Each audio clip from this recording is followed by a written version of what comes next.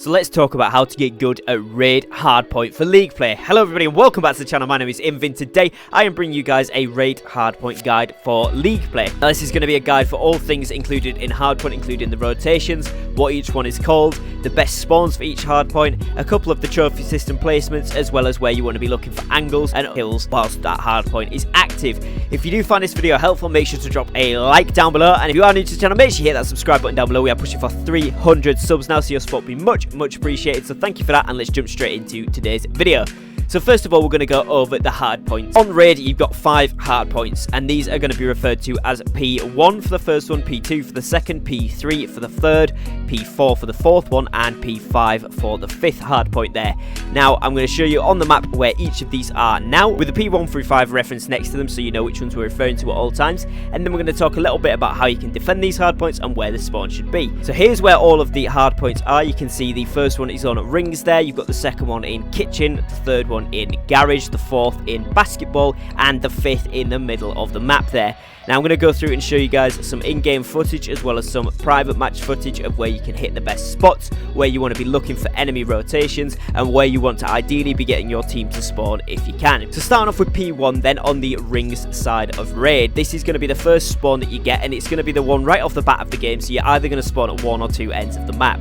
Now if you spawn at car garage side, you're probably going to want to flip the spawns to make sure that your team gets the spawn for laundry. If you spawned at laundry, you're going to want to defend that as well as capping the hard point, because the enemy team is probably going to push it. That is because laundry is the best spawn point for this hill. You're going to want your team to spawn right up the top of there, because there's 3 power positions where you can aim down to the site, as well as the grey van once you get a little bit closer, and it's also the quickest way to get to site other than spawning from mid. Spawning from mid is often a risky strategy, so the safest spawn is always going to be laundry there. On this hard point there is a lot of angles to play with, so you're going to want to make sure you're keeping aware of where the enemies are spawning. If they're spawning car garage, you're going to be likely to push the bedroom window, door of the bedroom, the ramp, and always keep an eye out for pillars. And if you haven't got somebody covering the rotation from behind, always get someone to do that job as well, because it's going to be pivotal, especially on the first 2 hard points, that people don't flip out those spawns for you. You want that laundry spawn at all times. You're going to want at least 1 or 2 players on the hard point, but this is quite an interesting one, because when you jump up to the top of the red part of the rings, this does not count as being in the hard points. If you've got 1 player in there and 1 player playing for kills up the top there,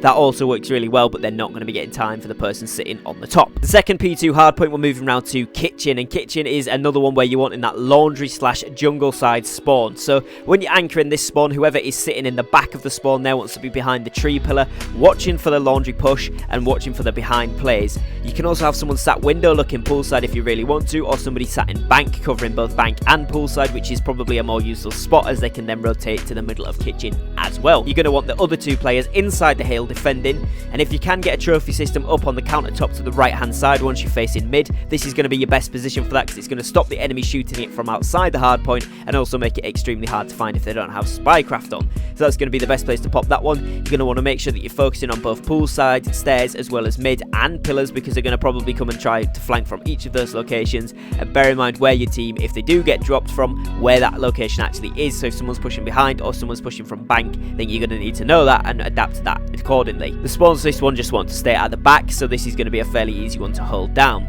We're then moving on to P3. Now P3 is in the car garage. This is one of the best but the hardest to break hard points on this map. It's fun if you're holding it, because you spawn pretty much next to the hard point, either at poolside or at the yellow Lamborghini side there as well. But once you're in that hard point, it's very hard to break. Somebody usually sits on the big grey van and they can watch through gym, which is one of the areas that the enemy will push from. Another area to watch out for is from mid, and this includes the bedroom door that leads onto yellow Lambo, because often people push mid from there instead of through gym because they know it's contested. So you're going to want to watch that whole cross area there, and then obviously poolside and top bedroom up that end as well on the right hand side of the hard point. Usually the setup will be someone on the grey van watching gym, somebody on the little car in front of the grey van watching the middle section, somebody on the dual cars at the side watching for that entrance there, and then a player playing outside of the hill playing for slay kills on the middle of the map there. Now you can play it again with just 2 players in this hardpoint if you wanted to get 2 people slaying and get those extra kills in. That's a really good idea if both of those players are competent to not die enough and get a lot of kills. That's going to be really helpful for the team and is a fantastic idea. The spawns should just literally be outside of this one, and trophies just wherever you can near the cars, because if they blow up they can often take you with them. And moving on to P4 now, we're in basketball court, which is going to be down the pool side of the map. You've got quite a lot of head glitches here which you can use to defend the site, but you've also got a lot of angles which you can get peeked from. Again, this is a really really difficult one to break if the enemies have a good hold on it, so you want to make sure that you get the hold first on this hard point. You're going to look at pool side, you're going to be looking towards bank, tiki and the actual pool, as well as from mid-pool stairs there, and then you're also going to be looking up the top there if they hold that angle. Now the best thing to do is have one player in the hardpoint, or two if you want to, have a couple of trophy systems down in the middle, and have one player playing up top for those jungle and laundry spawn selections, and one player playing out wide in the bank area / rocks area, maybe even tiki, to hit down those pool side rotations as well. So then you've got two players playing out. If one does drop, again you know where the enemies are coming from, and the ideal spawns for this for you is the top jungle spawn, or down below by the tiki hut there on the pool side as well, because that's the other closest spawn. So you want to get one of these two spawns, and preferably the top laundry one, as that's a little bit quicker, and you're going to be challenging people from high ground if you do have to do a retake, which is always preferable. Finally, moving on to the last hardpoint. This is the mid-map hardpoint. Again, this is probably one of the hardest hardpoints to hold. It's the most open, it's got the most angles available for the enemies to hit you, but also for you to hit the enemies. You're going to want to play 1 or 2 people max, but recommended really 2 people in this hardpoint, just because it's very easy to die from it. But if you've got 2 in there, it's usually someone can cap the time. Some people play 3 players in this hardpoint, and that also works really well if you can hold the angles. Now there's lots of different rocks and things you can use in the gameplay. I'll show you my favourite rock, which is the back side one near towards pillars behind the big rock, because you can either block yourself from 2 of the sides or 3 of the sides, depending how you position yourself, and this is going to be really useful for getting extra kills and obviously keeping that time on the hardpoint, which is really good on this one. One thing to be aware of though is if streaks do go for you, the only best bet you've got is going under pillars into one of the rooms at the side, or sitting under the middle tree can sometimes help. It's not very likely though, this is one of the most open points, so if they use streaks on this one, good luck to you. Now what you want to be doing here is getting the spawns at the pillar side, and this is simply because after P5 the rotation goes back to P1, so if you're spawning on that side of the map, you're going to be in a good position to rotate if the enemies do get a good hold, and it's also one of the quickest ways to get back to it, although all of the routes back to this hardpoint are fairly quick. But yeah, pillar side is definitely the best one if you can get that under lock and control. And you're going to want to have at least 2 people sat on. You're going to want somebody sat in kitchen and somebody sat in bedroom side, slaying for those mid options.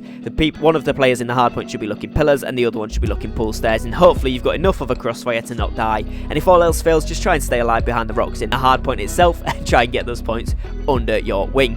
Now trophy systems again for this one, you're just going to want them wherever you can get them, hiding behind rocks and hiding behind the ledges of the mid sector there, because you don't want them to get shot by the enemies, but you do want as many up as possible for this mid one, because it's going to be a bombardment constantly. In terms of what you should use gun wise for this map, so you're going to be wanting a couple of SMG players to hop in those hardpoints, but you're also going to be wanting 2, if not 3 ARs on this map. Sometimes the Slayer runs an AR on this map as well, because it's a big wide map. Although the hardpoints are quite close knit ones, there's a lot of big angles that you can play really well with an XM4, a Krig 6, or even an AK-47. So there's lots of opportunity here for a good AR, and some people like to run an overkill sniper and SMG class as well, which works really well to get those picks off the hardpoint, run in, grab the time, all that kind of good stuff. So there's plenty of options that you can actually use here, but you're going to be wanting a couple of AKU or LC10 players and a couple of XM4 / Krig 6 players on this one to get the best results. Now hopefully this video has helped you out. If it has, make sure you drop a like down below, as it really does help out me and my channel. And if you are new to the channel, make sure you drop a subscribe. We're pushing for 300, so your support would be much